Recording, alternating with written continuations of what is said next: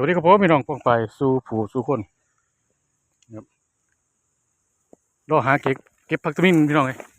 กินกับตำบักแตงมาแล้งพี่น้องเลยนี่ครับรอหาเก็บผักตะมินพี่น้องเลยกินตำบักแตงมาแล้งเยอะๆพี่น้อง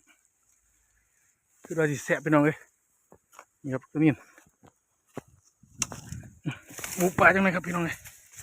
นี่ครับโอ้นี่ครับนอนผักตะมินพี่น้องเลยนี่ครับเยอะๆเด็ดๆจังเลยพี่น้อง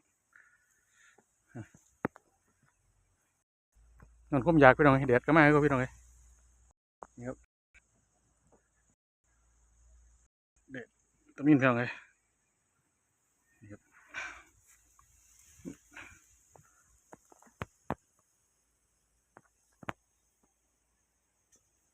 เยอะพี่น้องเด็ดอันนี้ก็พี่น้อง